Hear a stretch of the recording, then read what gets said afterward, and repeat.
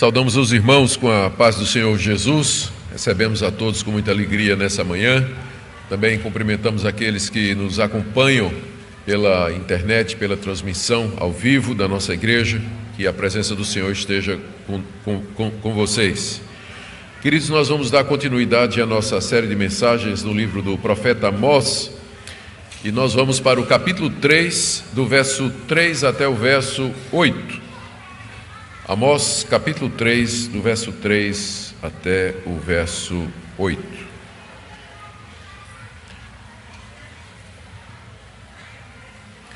Tem mais menino do que gente aqui nessa igreja, viu?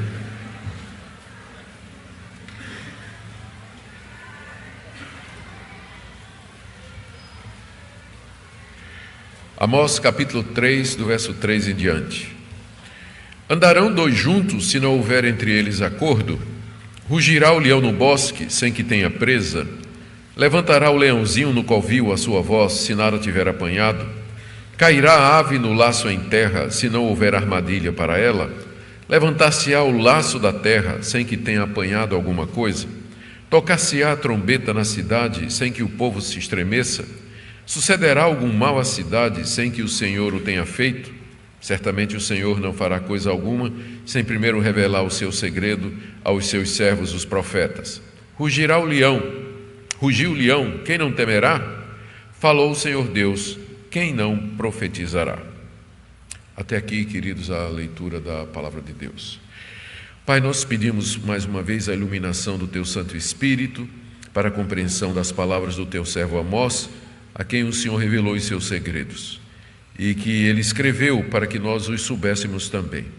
Fala o nosso coração, abençoa Teu povo aqui reunido, aqueles que nos acompanham, a todos da Tua graça, em nome de Jesus. Amém. Queridos, na mensagem anterior, nós vimos Amós combatendo aquilo que nós chamamos de a teologia do Reino do Norte. Como vocês sabem, Deus havia levantado Amós, que era um pequeno agricultor, ele cultivava figos e cuidava de rebanhos. Deus o levantou lá de Tecoa, a cidade onde ele morava, na cidade no Reino do Sul, chamado de Judá também, e mandou que ele fosse ao norte para profetizar contra a nação de Israel. E depois de conseguir atrair a atenção dos israelitas, anunciando o juízo de Deus sobre as nações vizinhas, os israelitas aplaudiram quando Amós disse que Deus iria destruir os moabitas, os amonitas, os filisteus, os fenícios, estava tudo muito bem, até que Amós foi estreitando o laço e finalmente disse: Deus vai fazer a mesma coisa com vocês. Vocês são o povo de Deus, o povo da aliança, o povo que Deus escolheu de entre todas as nações da terra, mas vocês não têm andado nos caminhos do Senhor. E Amós anuncia o juízo de Deus contra o seu próprio povo. A reação do povo foi uma reação de incredulidade. E aqui é que entra o que a gente chama da teologia do Reino do Norte. Eles tinham desenvolvido a ideia de que porque eles eram o povo de Deus, porque Deus os havia separado das outras nações, Deus haveria de tratá-los de maneira diferente na questão do pecado. Ou seja, se eles pecassem, receberiam um tratamento diferenciado daquele que Deus iria dar aos pagãos, aqueles povos que não temiam a Deus, praticavam idolatria e andavam em outros caminhos. Amós, então, chega no Reino do Norte exatamente para corrigir essa interpretação equivocada da aliança de Deus com a nação de Israel. Como eu disse, eles pensavam que seriam tratados diferentes, afinal eram o povo de Deus, o povo da aliança. Deus os tinha trazido para aquela terra, todo mundo lembrava a história da libertação do Egito através de Moisés. Eles eram os descendentes de Abraão, Isaque e Jacó, e haviam sido escolhidos de todas as nações da terra. Então eles esperavam, no mínimo, um tratamento VIP, diferenciado, que Deus haveria de fazer uma distinção entre eles e os outros povos na hora de lidar com eles. Amós confronta isso, dizendo que, na verdade, o fato de Deus tê-los escolhido de entre todos os povos da terra trazia uma responsabilidade moral diante de Deus, a ponto de que Deus tinha de castigá-los por seus pecados. Foi isso que nós vimos na mensagem anterior, capítulo 3, versos 1 e 2. Ouvi a palavra que o Senhor fala contra vós outros, filhos de Israel, contra toda a família que ele fez subir da terra do Egito. Aqui o tema da libertação do Egito. De todas as famílias da terra, somente a vós outros vos escolhi. Até aqui os israelitas concordavam com Amós, só que o final da frase eles não concordavam. Portanto, eu vos punirei por todas as vossas iniquidades. Pelo fato de que eu escolhi vocês, de que vocês são o meu povo, é que eu devo punir vocês, porque vocês levam sobre vocês o meu nome. Vocês são conhecidos como sendo o povo de Deus. E se vocês vivem na prática do pecado e eu não faço nada, isso vai dar a impressão de que eu concordo com os erros que vocês estão cometendo. Então, porque eu escolhi vocês, é que eu devo castigar vocês, para deixar claro que eu sou um Deus santo e que meu povo tem que ser um Deus santo. Então, isso foi o que Amós pregou aos ouvidos dos israelitas, e certamente eles não gostaram do que ouviram. E a teologia do Reino do Norte estava raciocinando, estava tentando se justificar, racionalizar para não aceitar aquela mensagem. Será que Amós era de Deus mesmo? Será que esse tipo de mensagem que Deus manda, uma mensagem dura contra o seu próprio povo, procede do Deus que nos amou e que nos escolheu? O profeta então agora se volta contra a dureza de coração da nação de Israel e a incredulidade deles diante daquela mensagem. Eles não queriam acreditar naquilo que Amós estava anunciando, e muito menos reconhecer os seus pecados e se arrepender deles e mudar os caminhos. Afinal, eles estavam vivendo um período de grande prosperidade. O rei na época era Jeroboão II, um hábil estrategista militar, com capacidades e habilidades financeiras e econômicas. A nação de Israel vivia um período de grande prosperidade e segurança com relação às nações vizinhas, por conta das suas vitórias na guerra. Além disso, antes de Amós, outros profetas já tinham aparecido, anunciando o juízo de Deus, e os anos se passaram e nada havia acontecido. Então, por que aqui esse é o raciocínio dos israelitas, por que nós vamos acreditar nessa mensagem de juízo que Amós está trazendo contra nós? O objetivo desses versículos que eu acabei de ler aqui, o objetivo de Amós nesses versículos, é mostrar a seriedade e a credibilidade da mensagem deles. Apelar ao povo para que se arrependa antes do juízo chegar. E o método que Amós usa aqui é curioso. É fazer várias perguntas, cujas respostas eram óbvias e baseadas no bom senso e na realidade, levando ao desfecho que ele queria. O que Amós vai fazer aqui é parecido com o que ele fez no começo do livro, que a gente chamou de armadilha de Amós. Ele primeiro começou dizendo: assim diz o Senhor, por 3, 4 transgressões dos fenícios eu não vou perdoá-los, vou castigá-los. Os israelitas disseram: eles merecem, povo ruinzinho, pensa num povo ruim, manda bala, Senhor, manda o juízo nesse povo. Amós disse: e eu por 3, 4, e diz o Senhor, 3 ou 4 transgressões dos amorreus, dos amonitas, eu não perdoarei os seus pecados. É isso mesmo, Senhor, os amonitas é um povo cruel, está certo, Amós está correto, todo mundo aplaudindo a mensagem de Amós. E Amós foi e falou contra seu próprio povo: Deus vai também castigar os moradores do Reino do Sul, de Judá. Israelita, é isso mesmo, é um bando de presunçoso, pensa porque são descendentes do rei Davi, porque o templo está lá, que eles são melhores do que nós, tem que ser castigado mesmo. Aí Amós diz: e eu vou castigar vocês também. E aí não. Então Amós foi fechando o cerco e deixou os israelitas no canto. E ele faz a mesma coisa aqui. Ele começa a fazer perguntas cuja resposta os israelitas concordariam. Eles entenderiam o argumento de Amós. O argumento é basicamente o seguinte: tudo o que acontece nesse mundo tem uma causa. Talvez você vai encontrar aqui uma das defesas mais antigas do que a gente conhece hoje em ciência como a lei da causalidade. Todo efeito tem uma causa. Então, é exatamente o que Amós está dizendo aqui. Tudo o que acontece tem uma razão por detrás. Eu não estou profetizando aqui sem uma razão, e essa razão é que Deus me mandou. Se eu estou falando a vocês, é porque Deus me mandou, porque é assim que as coisas funcionam no mundo. Esse é o argumento dele aqui. Ele constrói na forma de 9 perguntas. colocando duas em pares, né? Duas perguntas em pares, com exceção da primeira, que está no verso 3. E elas seguem aquele padrão que nós já demonstramos. Tudo que existe tem uma causa. Essa é a lei que governa o mundo, e essa é a lei que governa o mundo espiritual também. Então vamos ver como Amós desenvolve esse argumento aqui. A primeira pergunta está no verso 3. Andarão dois juntos, se não houver entre eles acordo? Pergunta o profeta.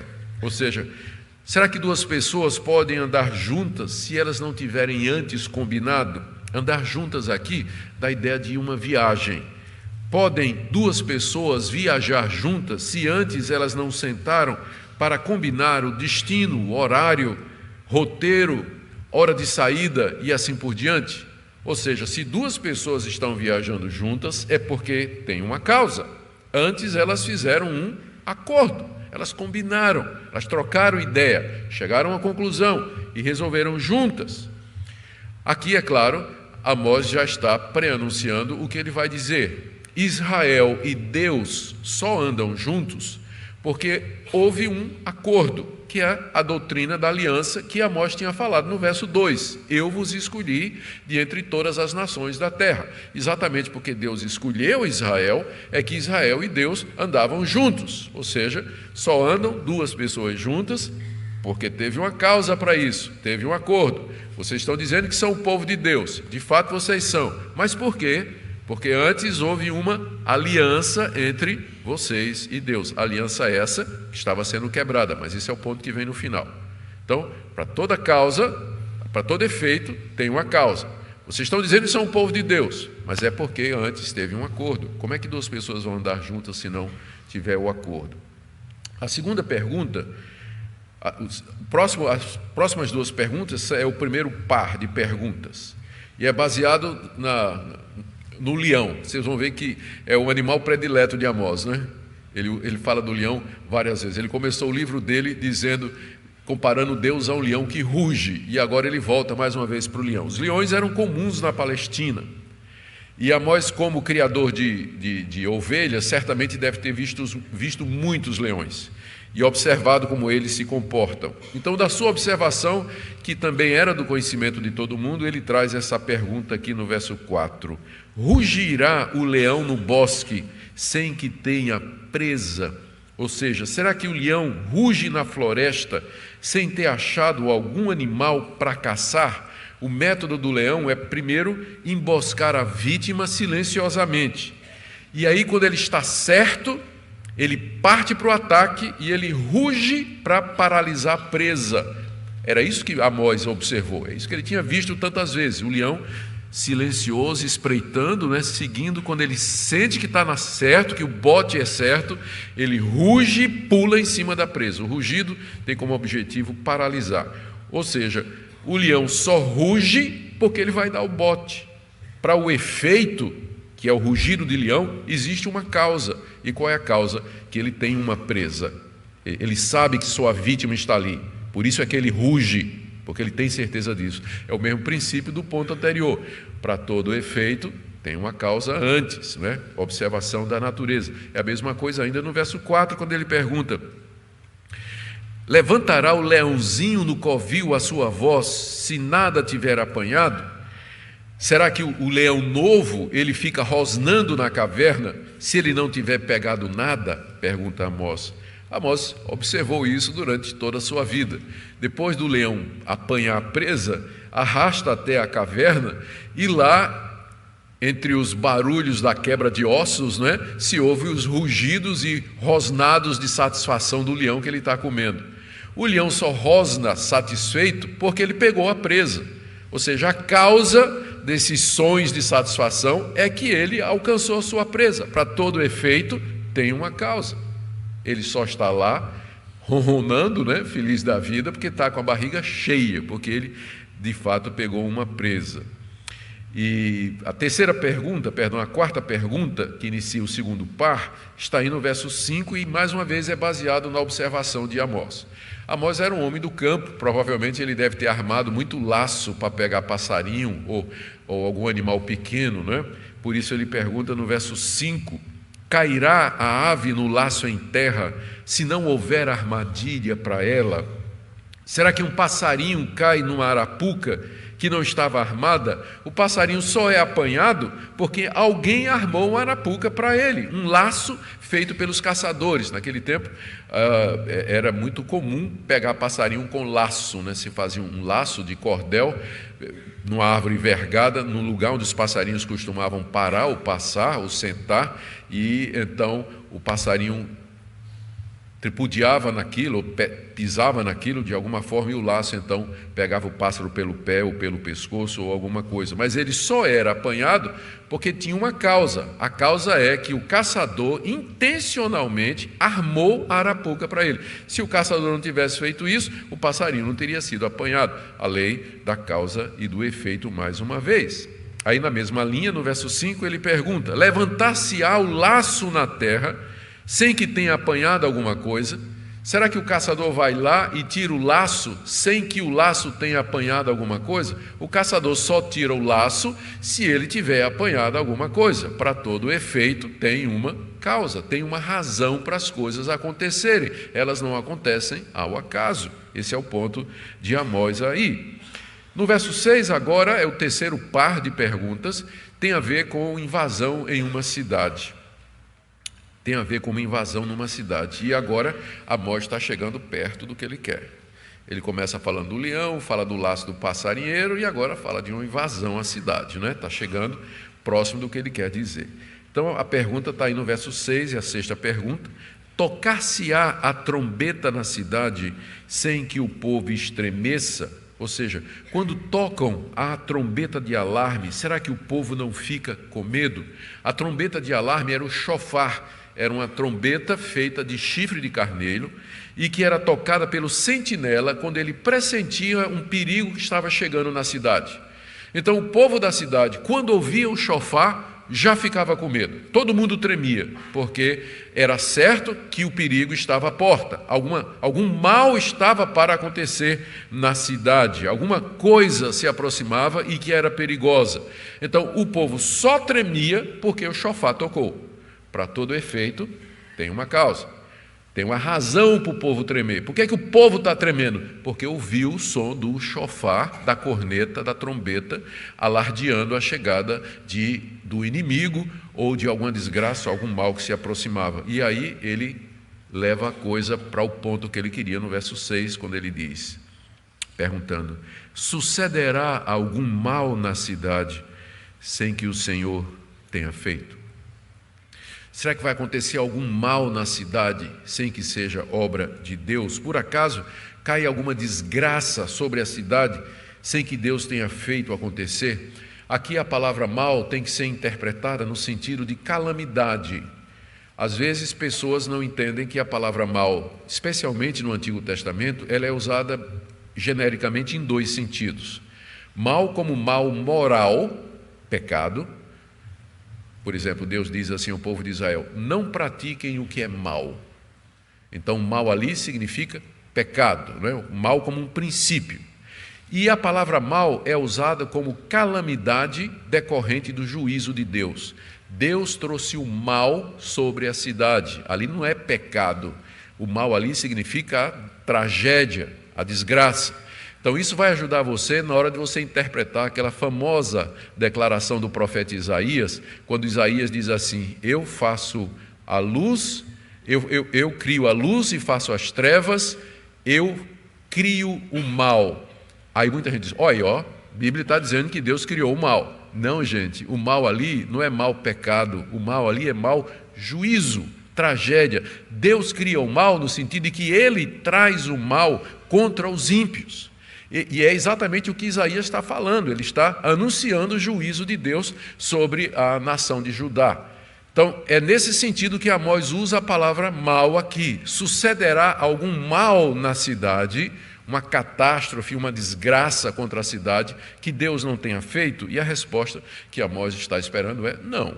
Se existir, se houver uma desgraça, se houver uma calamidade, se abater o desastre sobre a cidade, a causa é a ação de Deus. Então, Então, da mesma forma que tem uma causa por detrás do rugido do leão, tem uma causa por detrás do pássaro preso, tem uma causa por detrás do povo que treme, também tem uma causa por detrás da desgraça que vem à cidade. E essa causa é o decreto de Deus, é a ação de Deus. Com isso, Amós está preparando para o que ele vai dizer mais adiante no seu livro. A desgraça que virá sobre vocês, o mal que virá sobre vocês, é Deus que está trazendo. Não é uma coincidência, não é um acaso, não é alguma coisa que acontece porque os homens planejaram, mas é Deus que vai trazer o juízo sobre vocês. Acontecerá algum mal na cidade que não seja Deus que tenha feito isso, elas só acontecem, os males só acontecem porque Deus os traz como juízo sobre o seu povo ímpio. Elas não ocorrem por acaso, tem uma razão para elas. E aí no verso 8 você tem as duas últimas perguntas, né? Vamos pular o verso 7 por enquanto, que é uma antecipação do que Amós vai dizer. A pergunta 8, rugiu o leão, quem não temerá? Volta a figura do leão. O leão ruge, quem não teme? Quem não fica com medo? O medo só vem porque o leão rugiu. Aqui, como eu disse, Amós retorna à figura do leão. E o que ele quer dizer é o seguinte: Deus rugiu, porque ele começou o seu livro dizendo, no verso 2, o Senhor rugirá de Sião e de Jerusalém fará ouvir a sua voz. O leão rugiu, Deus rugiu e eu ouvi e tremi. Eu ouvi e tremi. É isso que Amós quer dizer. Ele tremeu de medo diante do que ele entendeu que Deus haveria de fazer. E aí ele pergunta final no verso 8, que é exatamente a interpretação da pergunta anterior. Falou o Senhor, quem não profetizará?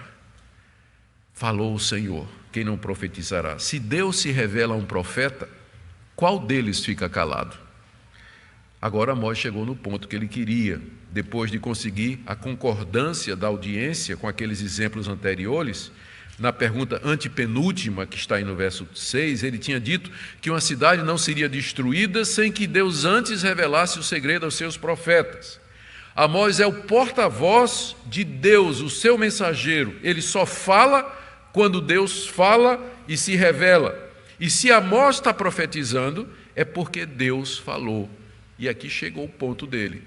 Ele diz assim: vocês não estão querendo me escutar, mas eu faço uma pergunta. Se eu estou profetizando, qual é a razão para isso? Só tem uma razão para que eu traga essa mensagem de juízo contra vocês. É porque o Senhor falou, o leão rugiu. E se Deus falou, quem não profetizará? A razão, a causa para a minha mensagem é a determinação de Deus. Por quê?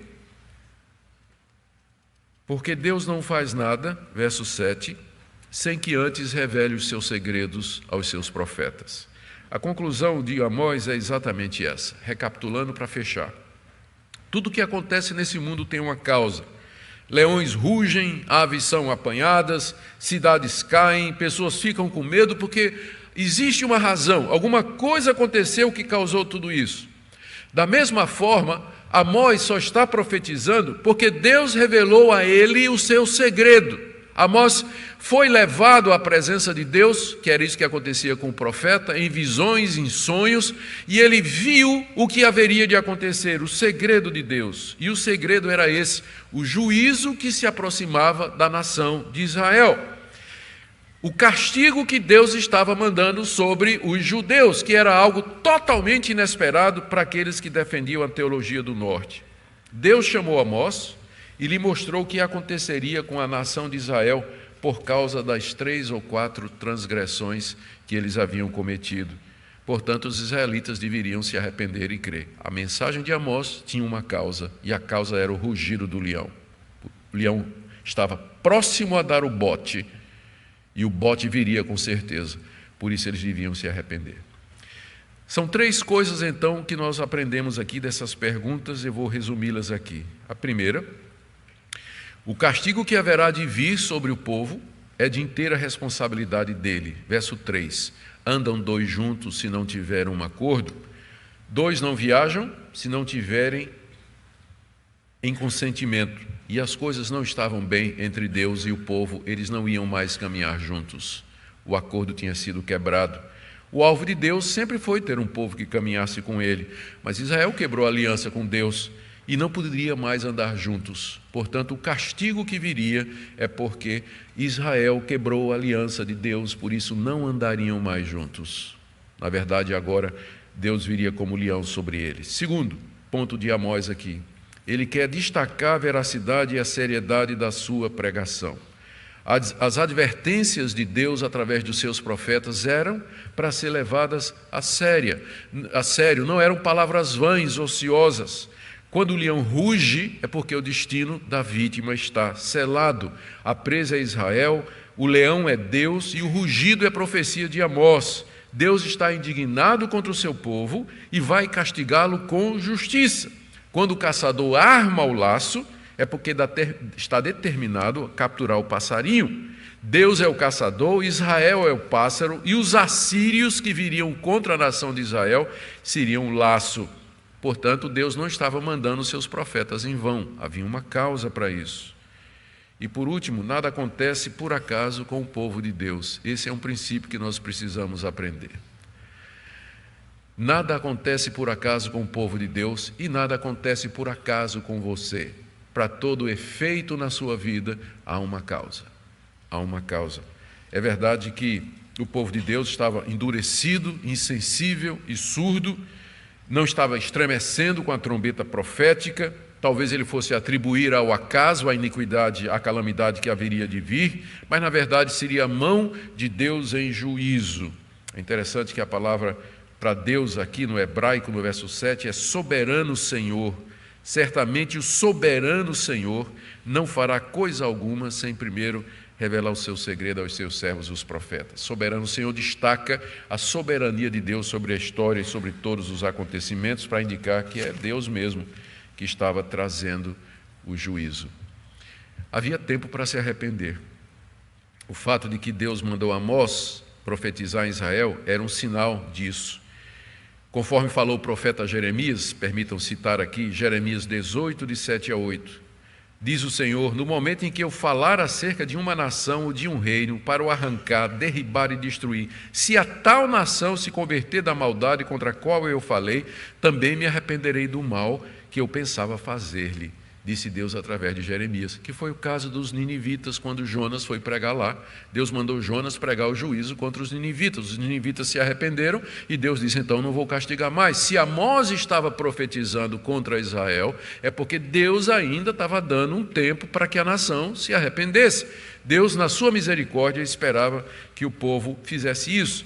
E Deus costuma avisar o seu povo, como diz no verso 7, que ele não faria nada sem que antes anunciasse através dos seus profetas aquilo que haveria de fazer. O leão rugiu, mas ainda não havia atacado. Infelizmente, Israel não ouviu. E cerca de 50 anos depois que Amós falou estas palavras, os assírios invadiram o reino do norte, mataram o rei, derrubaram as cidades, levaram o povo em cativeiro, trouxeram toda a desgraça. Por esse tempo, o profeta Jeremias estava vivo. Olha o que Jeremias escreveu. É interessante a linguagem. Cordeiro desgarrado é Israel. Os leões o afugentaram. Primeiro devorou o rei da Síria e, por fim, Nabucodonosor o desossou. Usando a mesma linguagem de Amós, mas já quando o juízo aconteceu, Jeremias decreta o fim trágico da nação. O que é que a gente pode aprender, queridos, daqui? Tem muitas pessoas que se perderam através da história da igreja porque não levaram a sério a palavra de Deus e suas advertências. Inclusive gente nascida na igreja. Cresceu na igreja, ouvindo o evangelho, ouvindo a palavra de Deus, ouvindo sermões, ouvindo as advertências, as promessas, o amor de Deus, a santidade de Deus, o juízo de Deus, mas fizeram ouvidos moucos. Eu lembro ouvi uma história esses últimos dias aí, de uma senhora que ministrava, tem um ministério de surdos, e ela foi convidada para, estava ministrando numa igreja de uns 500 membros mais ou menos, e aí ela perguntou ao pastor, quantos surdos o senhor tem aqui? O pastor disse, 500. Sim, 500. Ouve e não coloca em prática. Não se arrepende, não muda. É a teologia do Reino do Norte, não é? O que é que vai nos acontecer? O que é que de mal pode nos acontecer? Nós somos o povo de Deus. Mas se o profeta está falando, é porque Deus mandou. E se Deus mandou, é porque alguma coisa vai acontecer. O leão rugiu. O bote é iminente. Deus nos chama ao arrependimento. Segunda lição que nós podemos aprender. Nós não temos hoje profetas como Amós, a quem Deus revela segredos e traz revelações sobre os seus planos e o futuro do seu povo. Nós temos pastores, nós temos pregadores, homens sérios que conhecem essa revelação escrita, onde a vontade de Deus está revelada, e é nosso dever anunciar o rugido do leão, o juízo de Deus sobre o seu povo, se o seu povo não anda de acordo com os seus caminhos. Terceiro, nada nos acontece por acaso. Deus criou o mundo com a lei da causalidade, causa e efeito. Cada efeito tem uma causa por detrás. Isso governa também o mundo espiritual, pode saber disso. Paulo disse, nesse sentido, tudo que o homem plantar, certamente colherá. É assim que funciona. E por fim, é somente por causa de Jesus que a misericórdia e a paciência de Deus permitem que Ele nos faça ouvir o rugido da sua voz antes que o ataque aconteça. É somente por conta de Cristo, o leão de Judá, Cordeiro de Deus, que nós não somos destruídos. Queridos, humilhemo-nos diante de Deus e peçamos a Ele que jamais o nosso coração fique endurecido com a teologia do Reino do Norte, pensando que a graça e a aliança são desculpas para vivermos longe de Deus. Vamos nos apegar mais à palavra de Deus. Deus não faz nada sem antes nos avisar, e essa revelação está na Escritura. Precisamos compreender seus planos, sua vontade, e perguntemos também qual a causa de tudo que nos acontece. Veja o mundo debaixo do controle de Deus e funcionando na base desse princípio, de que tudo que acontece há uma razão, e Deus, com frequência, é a razão das coisas que acontecem. Veja também a sua responsabilidade. E, acima de tudo, vamos servir ao nosso Senhor Jesus, que é só por conta dele que o leão ainda não atacou. Oremos. Senhor querido, dá-nos ouvidos para ouvir a Tua voz. Nós não queremos ser como os israelitas, que repudiaram os profetas, escarneceram e fizeram pouco caso. Nós oramos por aqueles que durante anos têm ouvido a Tua palavra, em quem não há mudança sensível ou perceptível de direção, de atitude. Na Tua misericórdia, muda os nossos corações. Oramos pelos nossos filhos que cresceram na igreja, desde criança, no departamento infantil, como adolescentes, como jovens, talvez acostumados a ouvir a Tua palavra, calejados no ouvir as advertências. Quebranta os seus corações, ainda jovens, ó Senhor, para que aprendam a temer-Te e amar-Te de todo o coração, a viver para o Senhor Jesus a causa da sua redenção. Abençoa essa igreja, que seja uma igreja aberta para a Tua palavra, uma igreja que coloque em prática as mensagens que os seus pastores trazem aqui, para o bem deles, para o bem dos seus membros. Ajuda-nos a viver para a Tua glória. Em nome do Senhor Jesus. Amém.